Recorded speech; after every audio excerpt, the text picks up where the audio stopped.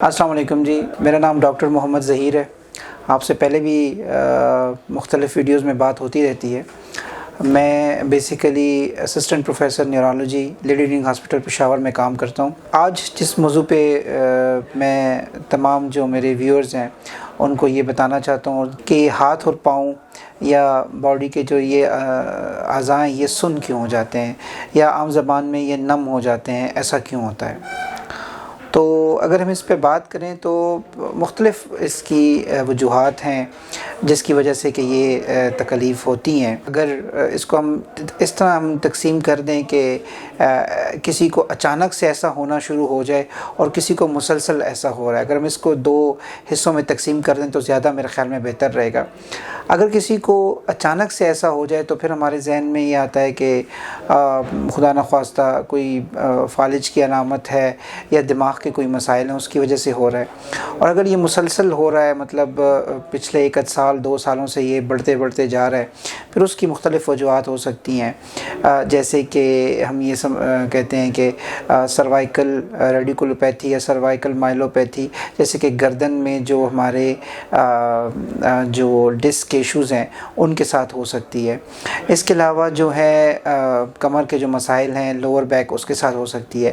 اس کے علاوہ شوگر، جن کی شوگر ان کنٹرول ہوتی ہے، ان کے اکثر ہاتھ اور پاؤں جو ہیں تو وہ سن رہتے ہیں ایک خاص حد تک۔ پھر جو ہمارے کچھ وائٹامنز ہیں جیسے وائٹامن B12، اس کے ساتھ ایسی چیز ہو سکتی ہے۔ اس کے علاوہ خواتین میں اکثر یہ چیز ہوتی ہے کہ ان کے ہاتھ ہوتے ہیں سن ہونا ہوتے ہیں، پاؤں اتنے زیادہ نہیں ہوتے، تو ہاتھ جو ان کے سن رہتے ہیں اس کو ہم کارپل ٹنل سنڈروم کہتے ہیں۔ کارپل ٹنل کا مطلب یہ ہوتا ہے کہ جو کلائی ہے، کلائی سے جو رگیں گزر رہی ہوتی ہیں، دماغ کی رگیں، وہ انڈر پریشر ہوتی ہیں، مطلب ان کے اوپر دباؤ ہوتا ہے کام کرنے کی وجہ سے بار بار، اور رسٹ کو بہت زیادہ انوالو کرنے کی وجہ سے رسٹ کلائی جو ہماری ہے اس کو بار بار ہم جب کام کرتے ہیں تو پانی اس میں ہوتا ہے، اور جس کی وجہ سے پھر انگلیاں جو ہیں وہ سن رہتی ہیں۔ تو کارپل ٹنل سنڈروم جو ہے بڑی کامن ہے اکثر خواتین میں۔ کچھ پھر اس کے بعد اکثر تمام یہ تو نیورولوجیکل کازز ہیں یا اعصاب کی ہم کہتے ہیں کہ وجوہات ہیں۔ ان کے علاوہ جو ہے اگر ہم دیکھیں تو بعض لوگوں کو اینگزائٹی یا بے چینی یا ڈپریشن کے ساتھ جو ہوتے ہیں ان کو بھی جو ہے تو یہ محسوس ہوتا ہے کہ ہاتھ اور پاؤں جو ہیں وہ سن ہو رہے ہیں۔ تو یہ کچھ وجوہات ہیں۔ اس کے علاوہ اگر کسی کو ایک دم سے ہو اس میں پھر کچھ خاص جسے ہم کہتے ہیں رگوں کی کمزوری یا نیوروپیتھک النیسز بہت سی ہیں جس کو ہم پھر موروثی کہتے ہیں، اور کچھ ایسی بھی ہیں جو بعد میں آتی ہیں، انفیکشنز کے ساتھ ہو سکتی ہیں۔ تو یہ وجوہات بھی اپنی جگہ ہیں جس کی وجہ سے جو ہے ہاتھ اور پاؤں سن ہو سکتے ہیں۔ تو ایسا اگر ہوتا ہے کسی کے ساتھ تو میرے خیال میں جلد از جلد جو نیورولوجسٹ ہیں، جو اعصاب کے ڈاکٹر ہیں، ان سے رجوع کرنا چاہیے تاکہ ہم تشخیص کو ہم ایک لائن پہ کر سکیں کہ مطلب بیسیکلی ایشو کہاں پہ ہے، وجہ کہاں پہ، اور پھر اس کا علاج پھر اسی طریقے سے ہے۔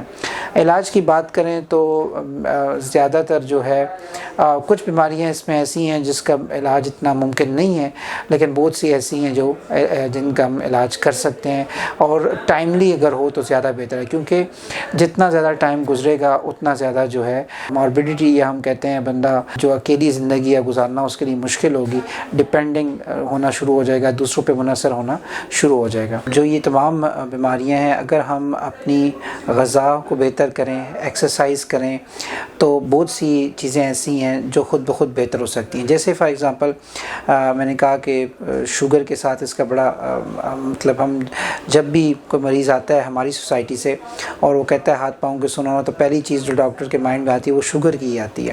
تو اگر جن کو ہے اور وہ ان کنٹرولڈ ہے تو وہ اپنی غذا میں بیلنس ڈائٹ، اپنی غذا میں بہتری کر کے تو میرے خیال میں کافی حد تک اس کا علاج ہو سکتا ہے۔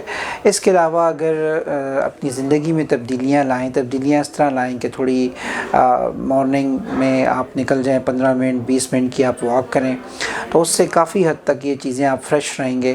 آپ تنہائی سے نکلیں، باہر نکلیں، اور اپنے لوگوں سے جب آپ رہیں گے تو بہت سی بیماریاں آپ کی ویسے ہی بہتر ہو جاتی ہیں۔ جو دوائیوں کا علاج اس کے ساتھ ساتھ ہم اگر اس طرف آئیں تو یہ میرے خیال میں زیادہ بہتر ہوگا۔ تو یہ آج میں نے اس پہ تھوڑی بات کی آپ سے. امید ہے یہ معلومات آپ کے لیے جو ہے کافی فائدہ ہوگا اس سے آپ کو, اور انشاءاللہ آگے بھی آپ سے اس فورم پہ ملاقات ہوتی رہے گی. جی السلام علیکم.